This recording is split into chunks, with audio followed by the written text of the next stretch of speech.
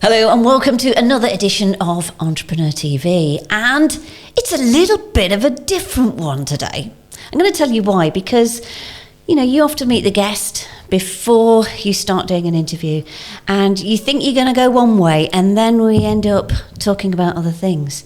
So we're going to be meeting Stuart from Oran Fleet Solutions, and although it is going to touch on fleet, we are going to go off track, pardon the pun, as you will see in a minute.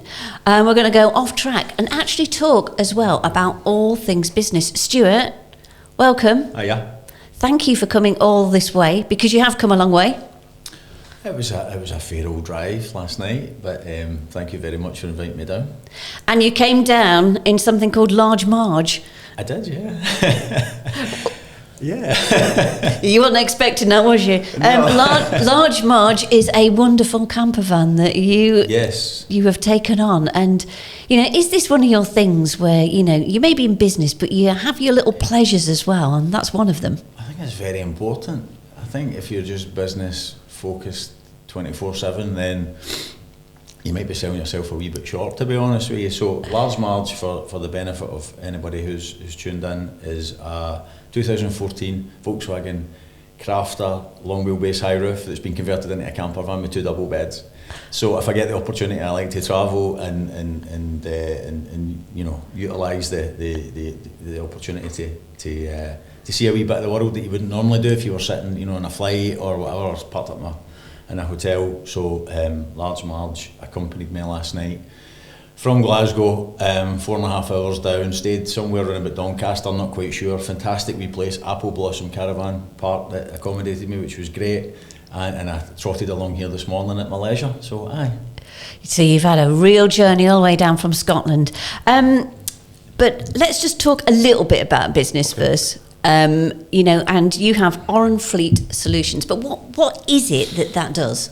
Oh, I know, is this a sales pitch, but? It is. It is a bit, but just to explain to people what you actually do. So the business itself is set up to deliver usually GPS-based fleet management, primarily at the moment, connected dash cam solutions with a few additional elements where we can provide electronic workflow for field workers.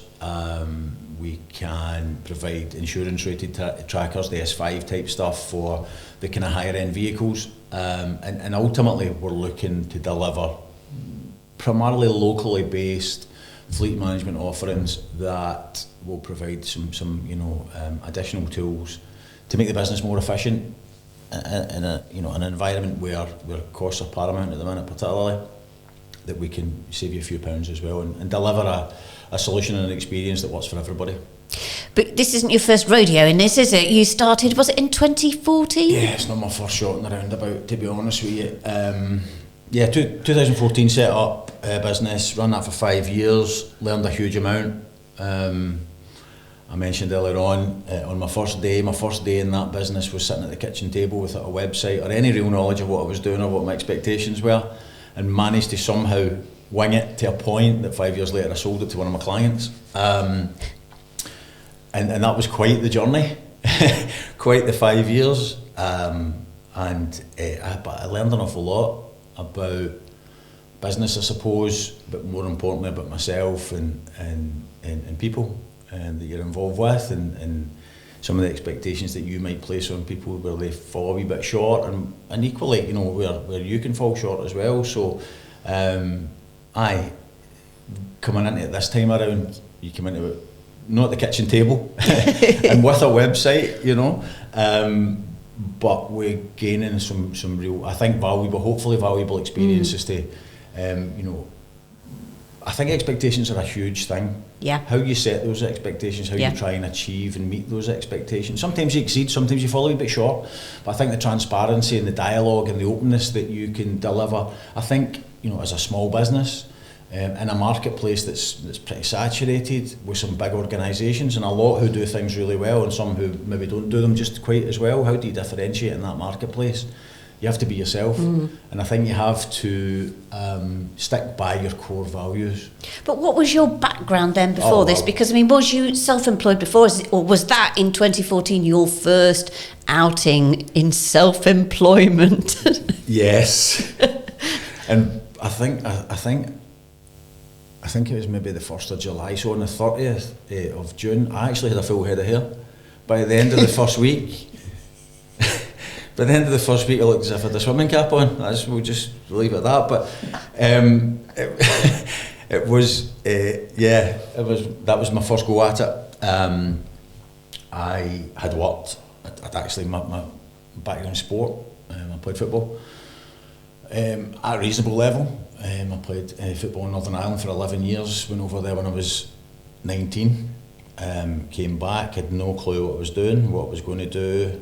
I actually, I love cooking. I still say I'm a chef. It's from 20 years ago, you know, but I'm hanging on to it. Once a cook, always a cook.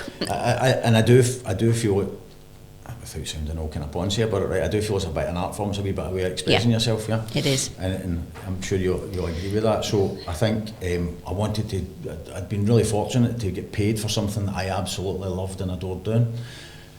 Some injuries and whatnot curtailed the term or the time that I could play, so I wanted to do something equally. I wanted to move on, and I was spoiled. I wanted to keep doing something that I really enjoyed. You know, how often does that happen? So I'm chefing, yeah. Then I met my wife.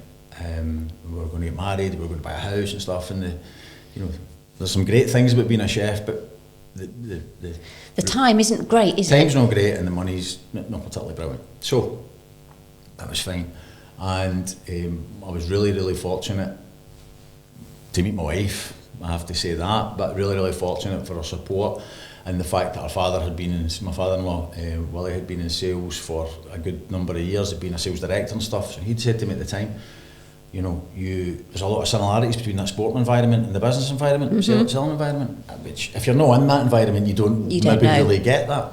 Now looking back, I totally understand where he was coming from. So between us, we put a CV together, back of a postage stamp CV, and I just fired it out. There was a magazine called The Grocer. Oh, I remember that, yeah. And I used to go around to the shop every Saturday morning, and in the back would be all the situations vacant stuff, and I would just literally fire these off. But I have to admit to this, it was the first time I'd ever used a computer. I'm of a certain vintage, age-wise. That look of surprise there, I'm not sure, I don't know. Yeah, well, I think we're both very similar in age, and the thing is that, you know, computers and school, it was like them old BBC computers. Can you remember where you used to have to wait for them to boot up the floppy disks and everything else? And the struggle was real. The keys were about that size, like Tom Hanks and Big coming in and dancing on them, right? So I didn't even know how to get capital letters in this thing. I just seen this wee cursor thing dancing about when I'm hitting arrow keys, and it was a shambles. But someone took a chance on me, and I'll be forever indebted, forever grateful for those folk for taking the chance. I just laid it on the line. I had no experience, but I had desire, I had hunger, I wanted to be successful, and they took that chance on me, and I hope that I managed to repay them. And then I went on and went through the process, took a few jobs early to try and get some experience in different elements and different ways of selling and so on. And I eventually took a job with a comms company, a large comms company who remain nameless. And I had left a really fantastic, I still look back on it 20 years later as being the best job that I had. I had the best time. And then the first day of the new job, I knew that I had made a mistake. Oh dear. But it's too late, and you have to, it's one thing about life, you have to, you kind of change the past, you have to, kind of roll with the punches.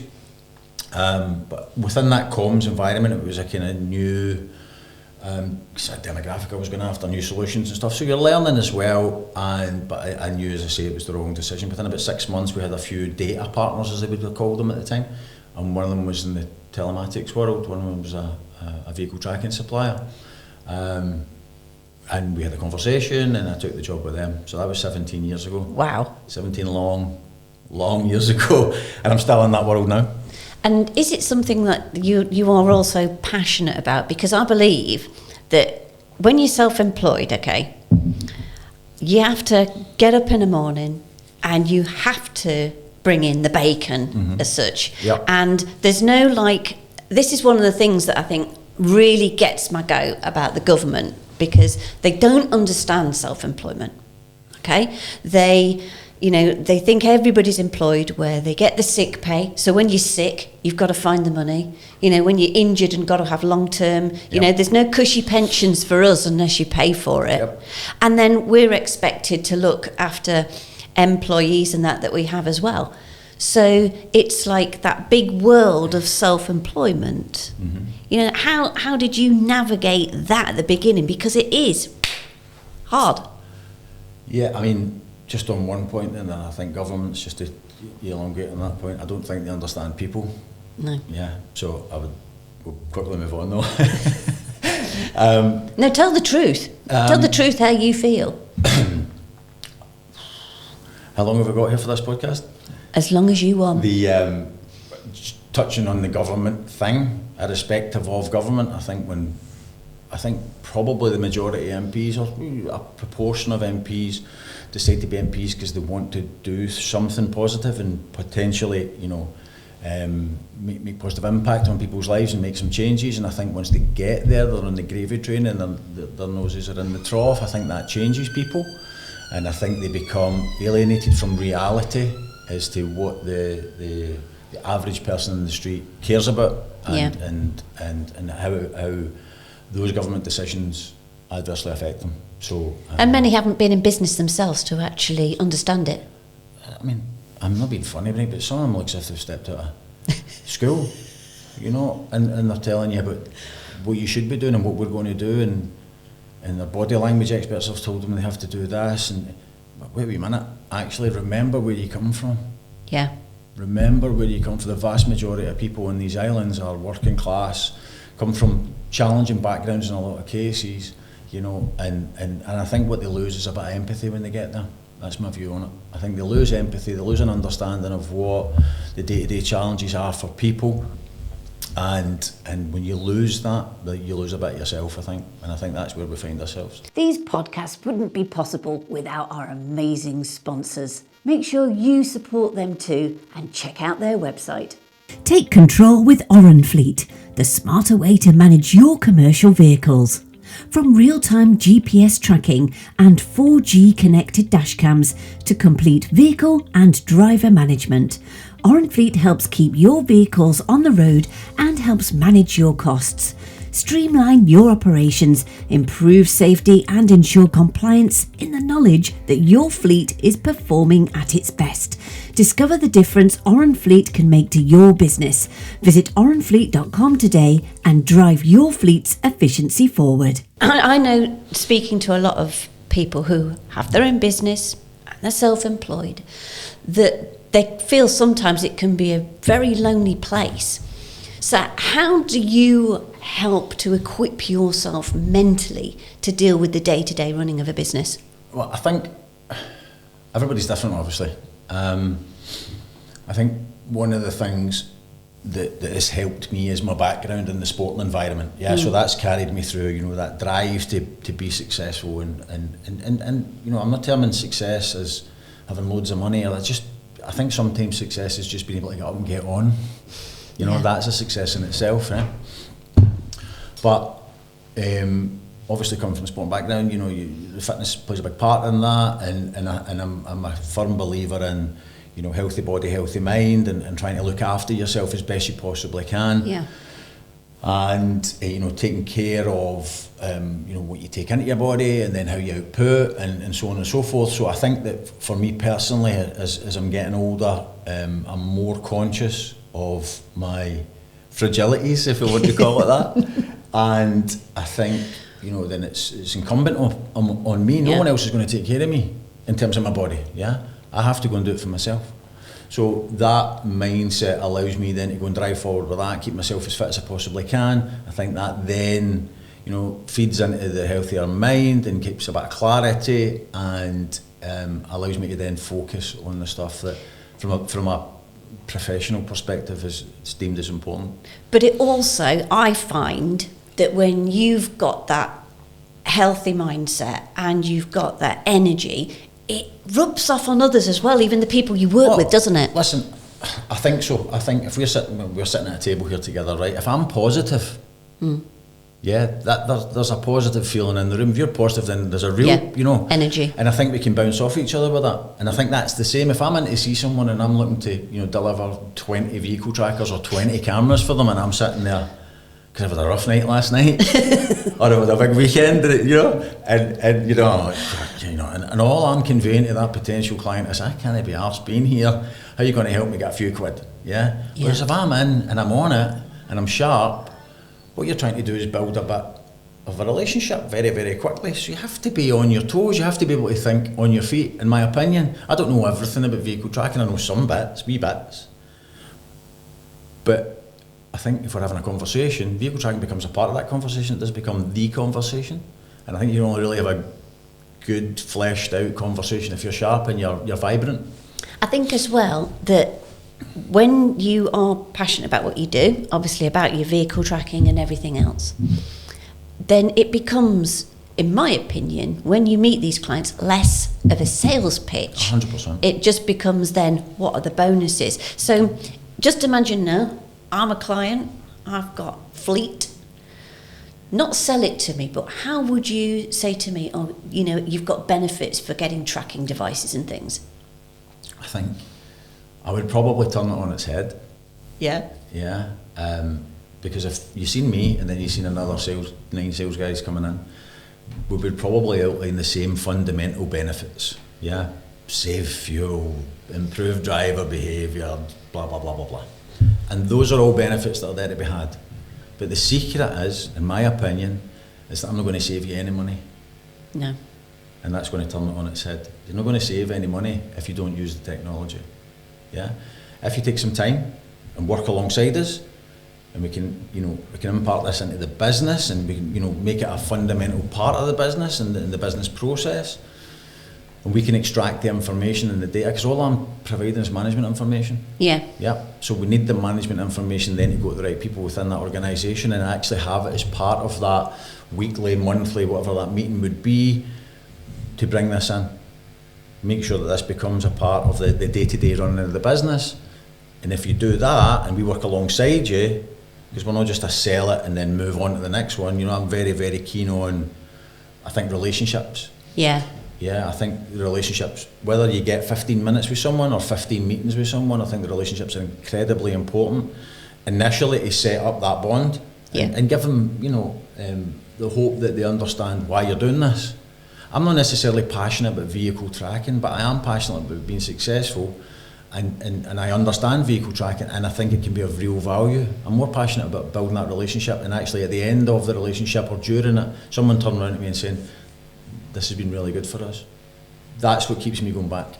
Do you think that companies, they have a company and they have all fleet, etc., and do you really think that they find data boring so that then they don't analyse what they're doing for then guys like you to come along to help them? I think that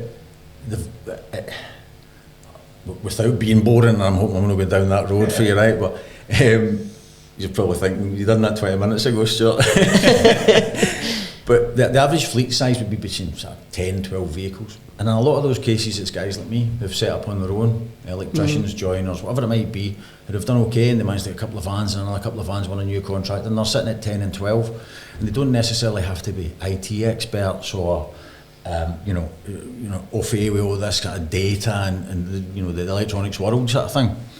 So what you want to do is go and give them a solution that suits them, that works for them, that can make a change for them, and give them maybe a wee bit of appetite to find out what else it might be able to do as they go forward, and let it grow, organically within their organisation as well. So you go into a larger organisation that have got resource and infrastructure, then it's a completely different conversation in that regard. It's much more data driven.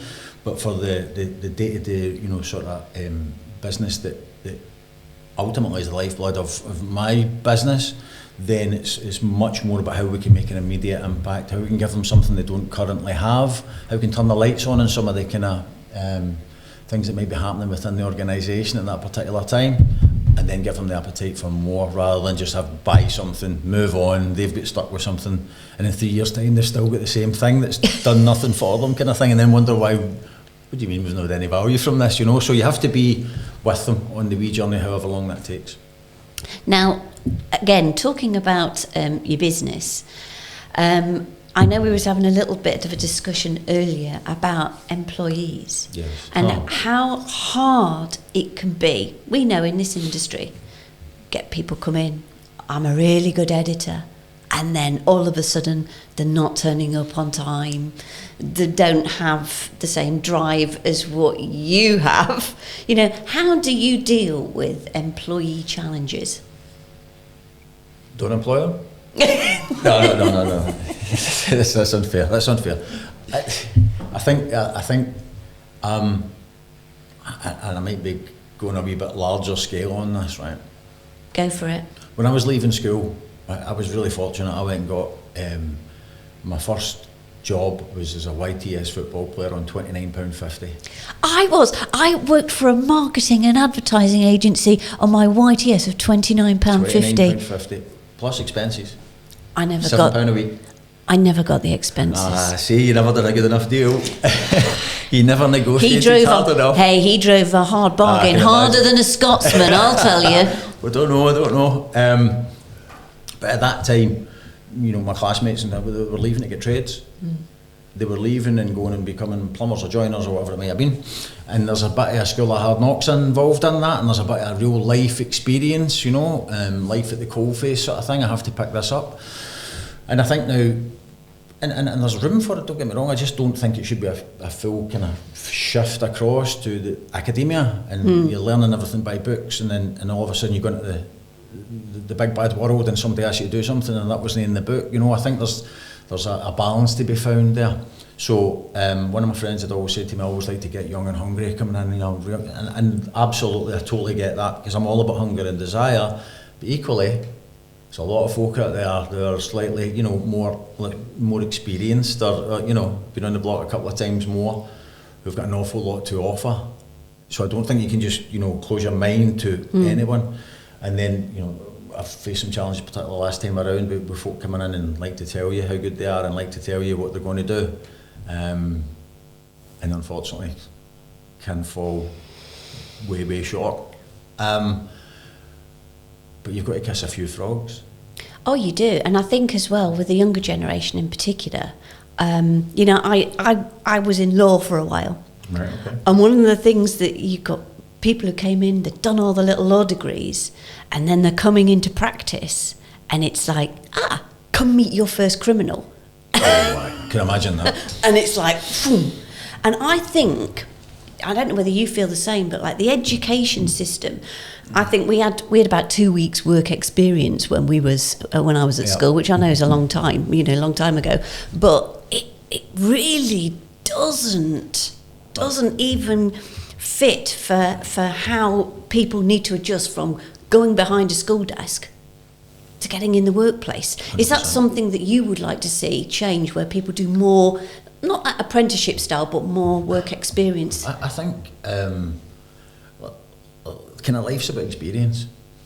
Yeah, good and bad. And you take something and you try and turn a negative one into a positive to some extent if you possibly can. And I think you dilute that slightly and you look at the working environment. I think it's important that you've got an understanding of what you're getting into before you actually go into it, as much as you possibly can. And it can be off a cliff edge for a lot of young kids, and I hope this doesn't come across as me being critical of the young kids coming through. I think it's the way, the dynamic, the system, the way it's been set up. Totally. You know, and I think it's really important. I mean, going back to my YTS on my £29.50, which incidentally I would have done for nothing. I'd have paid them £29.50 to be a YTS footballer at that time, if I possibly had to. You know, cleaning stands and polishing boots and washing footballs and all the stuff that went along with that. You know, I'm not saying it made me a better footballer, but I think it made me a better person. You know, it made you humble. You know, what were you up to the day? I was at college, I was at school, what were you up to? I was cleaning a player's boots. It's not the most glamorous thing in the world, but it does make you humble. It gives you a grounding in it. And I might be wrong in this, but I just think that's a wee missing element now. That real life cold face, this is what it's going to be like. How am I going to react to it when someone sends me for a tin of tartan paint? Yeah.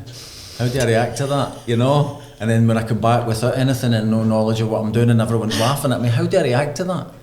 It gives you a I don't know, it maybe gives you a harder shell. I think, though, that's the problem, because without using this word too much woke, you know, we have got a social media frenzy out there, and you ask most people what they want to do. I want to be an influencer, I want to be. But actually, there's something good about having graft in your life, isn't there, that helps to propel you and make you ready for this big bad world that we do actually live in. We live in a world of immediacy, if that's even a word. Everything's instant, yeah? And we're based on consumption now, yeah? So that influencer today who's the bee's knees is tomorrow is forgotten about because they've been, is it cancelled or whatever? I'm showing my age here, right? But they're cancelled or whatever's happened to them, right? I've got two kids. I've got an 18-year-old and a 16-year-old, right? Boy and a girl. Obviously, the best things in my life, right? But I look at what they're watching and what they're listening to, and it kind of horrifies me, if I'm being honest with you. You know, this move towards get yourself plastered. And I remember going back to the early days of, you know, wasn't celebrity TV, but reality TV. Yeah. And like everybody else, I sat and watched the first series of Big Brother, and I was cheering for Craig, the guy, to go and win it and give the money away, and that's brilliant, right? Great. But like most things, that then becomes polluted by this instant gratification stuff. Yeah. And I think we're now, you know, 20 years on, probably longer than that, 20 odd years on from those heady days of innocence. We're now at a stage where everything's social media, and I think there's a place for social media. Don't get me wrong, right? I think there's some good things that can come from social media. But I don't think the balance, again I'll go back to that word balance, I don't think the balance is correct. I think that when, you know, my first hero was Kenny Dalglish. Oh. Right? And I'll tell you a wee quick story. I coached football as well, right? And I was coaching, and Kenny Dalglish was an ambassador for McDonald's, which I didn't necessarily agree with because I've got my own views on that. But anyway, we'll swiftly move on. And he was coming down, you know, present with some stuff. So I trained that night with the boys. I joined in. Late 40s, bust knee, baldy heat, right? I stand out like a sore thumb, obviously, right? Kenny Dalglish is coming. I see Kenny Dalglish at the side of the park, and I scored a goal, and it was the best goal I'd ever scored. I whipped it in the top corner, and I'd waited 30 odd years to score a goal in front of Kenny Dalglish, and I turned around, he was watching the other game. I was absolutely devastated. Gutted, right? I'm still harboured a regret here. But anyway, we finished training, and I go in, and one of the guys comes up and says, "Would you introduce Kenny Dalglish?" At the top table. What? That Kenny Dalglish? 10 minutes later, I find myself standing up there, introducing Kenny Dalglish. Wow. And talking for this stuff for the back of this old crusty brain of mine that I knew about him, you know, first player to score 100 goals in Scotland and England, double winning captain in Scotland, 102 caps, 30 goals. He must have been looking at me like baby reindeer before it's time kind of thing, right? But he was my hero. And this is a guy, an icon, an absolute icon. And if I ask my kids now who their heroes are, it's folk I would never hear about in a week's time. Yeah. I think that's quite sad. Do you also think, it's something that's crossed my mind, that those COVID years, I'm not going to go on about it too much, but I really think that it sort of isolated people in such a way that they became reliant on these for information. And do you think that that's really set kids back in this recent generation? I wouldn't even say just kids. Generally, the general population, I think we've become reliant on that, social media and everything else that goes along with it. I think there was a huge disconnect in that period of time between family, the inability to see, the inability to discuss, you know, the worry around finances and paying for things, and you know, people become insular at that stage, and I think in a lot of cases people have maybe struggled to come back from that, or still feeling some of the effects of those times. For me personally, I have my own views on the whole COVID scenario, which we'll we'll keep to ourselves for now, unless you want to speak about it. I like the truth, Stuart. Well, I think that when you have a situation where the TV becomes the hub of the family home, and those who own what's shown on those TVs becomes agenda driven and becomes fear driven, and it's very, very easy. I think it's proven to scare a population into submission and to doing whatever you want them to do, and that frightens me. I'll be honest with you, that frightens me. Do you think that gives people then now that their anxieties are triggered? Unbelievable. I mean, don't get me wrong. I mean, at the beginning of it, like everybody else, you're going, what is this? What is this? Is this it? You want to call it that? Me personally, I became quite cynical quite quickly. Is that the Scot coming out of you there, do you think? Possibly. I couldn't possibly really honestly comment, but form your own opinions. But, I've got my own views. I don't want to be on here and then people accuse me of having the tinfoil hat and stuff like that on, because it's an easy get out for people when you actually look at the numbers. And I requested numbers and I had factual numbers of what was happening against what was being publicised, and they didn't quite equate. So I think there was something else going on there.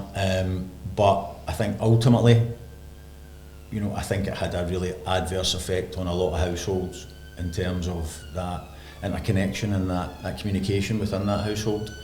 And that's a really difficult thing to come back from, because ultimately every single day, we're getting older, another day's passed, it's difficult to then go back and address that. I mean, being just in business, and you touched on there about getting older, and I know we've spoken a little bit about keeping healthy, but what are some of the things that you do physically in your day-to-day life to keep you healthy? I get up. It's always a bonus. It's always, here we go again. That's always a good start to the day, I think. So I go to the gym. I stopped eating meat 6 years ago. I loved eating meat. I was a chef. I loved eating meat, cooking meat, eating meat. And then, but I'd always kind of thought, I wonder what it'd be like. And this is... Are you vegetarian or vegan or both? No, I just don't eat meat. I don't really put a label on it. I eat fish, so pescatarian might be, yeah. But I just, it was something that was always in my head. So we in Scotland, New Year comes, same as it does everywhere else, to be fair, but it comes to Scotland, right? And the traditional thing would be steak pie. Yep, I know all about it, because it's a request every year by my Scottish husband. So New Year came and steak pie, I was going to say mashed totties, mashed potato, right? Mashed totties, mushy peas, vinegar, whole bit. It was gorgeous, and I loved it, and I finished it, and I turned to my wife and I said, I'm not going to eat meat again. Wow. And that was it. 6 years. So what is now on the Scottish New Year dinner table for you? It would be a piece of fish, really uninspiring and tasteless. Really quite underwhelming while everyone else tucks into the steak pie and a bit messy. Couldn't you just change it to fish pie or something now? I just, it was, I'm not saying about the meat thing, it was just one thing. I think you can do one thing that can make quite a significant difference, and then from there, I don't want to get all morbid and stuff, but I lost my mum a few years ago, and I watched her, journey, her decline over a long period of time, and the approach that was taken in terms of the medical industry and what I could never, it kind of, it flicked a switch in my mind that I started to question the methods. So I thought, well, you make one change, and one change turns into two changes, and so on and so forth. So you train and you do that wee bit, and then you do another wee bit, and then all of a sudden you find yourself in a situation where you're much more conscious of your health. You're obviously becoming more aware of your own mortality. You're getting a year older, another year older, so you have to find a balance in there as well. I love that word balance today, don't I? You do love balance, yeah. I like balance. It's a good thing. It's like waking up. It's a good thing to have, right? So things like you start to educate yourself. You start to read up on things. You start to meet people from various environments that they can tell you their stories and their tales about, health and so on and so forth, and you learn. And you should learn something every day, I think. And So I've got to the stage now where I'll train. Can I mention the gym name? Yeah. It's a gym called Functional Fitness in East Kilbride. It's just around the corner from me, really. Big guy up there, Chris McSherry, so we shout to him there. I hope he gets to hear about this. So I've been there for 3 years, and it's hit-based stuff, it's all impact stuff. I'm older now, so I'm trying to train with young dudes, and they're lifting and running, and I'm like, well, I'll just do this wee bit over here with the skipping ropes kind of thing. But I do my best, but by doing that healthy body then impacts in here. So you're talking about, getting up in the morning and stuff. I can get up really early in the morning. I can feel fresh and sharp. So I'm not putting rubbish into my system. I don't eat fast food. I don't want to sound holier than thou here as if I'm like perfect, because I'm far, far from it. No, but I think there is a difference, isn't there? Because when people say to me, they go, "Oh, you're so disciplined," but I like to think of it. I have 90% healthy and the 10% naughty, and there's like you've just said, there's a balance there between a treat. Do you think now we've got because I feel this. I feel like we've got the treat mixed up with the healthy eating, and we've reversed 90% treat, 10% healthy. I do, but absolutely. I think that balance is completely weighted in the wrong direction. But I also think we term things like treat. Right? It's usually sugar-based rubbish for an instant hit. Yeah. Instant gratification, consumption, right? And I think the discipline thing is something that people it's a term that people will use. I just call it a habit. Yeah. So if I was in bad habits before, I've just addressed my habits, and my habits now are a bit better than they once were. And it's very easy. You're in sport as a young guy, and you come through, and then you get married, and you have kids, and you're cooking for the kids, and 2 spoons for them, 1 spoon for you, and very quickly it can creep on, and you don't even realise it until someone shows your photograph. My daughter Orla, by the way, who hopefully will hear this as well, and I've given her a mention. I better mention Evan as well there, or else will be that works. But she likes to show me a photograph of me at the beach in 2016. Does she? Yeah, she always likes to remind me of just that. To remind you of where you've come from. Where I've come from, and I thought at that time, that is in reasonable shape, but it does show you how quickly it can creep on. So I train 4 or 5 times a week. I watch what I eat, try and eat clean as much as possible. Really cut back on alcohol last year, to the point I hardly really drink now. And I have to say, it's not a thing that you wake up in the morning and go, all right, I feel brilliant because I didn't have a glass of wine last night. But over that period, if you look back and I review it and assess it, I think, well, I feel a good bit better than I maybe did before this. Yeah. I've made a change there that's had a positive impact, and it's been over a period of time, but I feel quite lean, I feel quite sharp, and I feel quite energised. I think it's funny because when you actually talk about alcohol, this is the interesting thing. As a trail runner, right, if I have a drink and then go trail running, it's lousy. But like you, don't drink for months, maybe have a glass at Christmas. But how I feel now compared to how I used to be. But again, it's trying to get that to the people to understand, hey, you can be at the top of your game, no matter what age you are, and you can be of an age, but you can be at the top of your game. And it's especially important in business. Well, I think, you talk about age, and people will say, age is only a number. That's them trying to make you feel better when they're writing your birthday card. Yeah. Age is only a number. Well, in my opinion, it means it's a hell of a big number right at the minute, right? And it's only getting bigger. So do you just accept that? And people do, and I'm not here to say that that's the right thing or the wrong thing. It's only your thing. Yeah. So for me, I just want to stay healthy.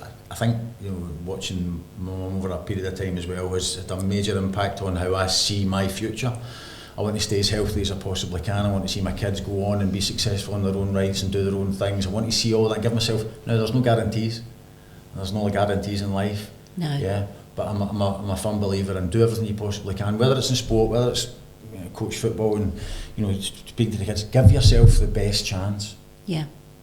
Work a wee bit harder to give yourself a better chance. Be 5% better than you were last week to give yourself the best chance. If it doesn't work out and you've given yourself the best chance, there's absolutely nothing you can do about it.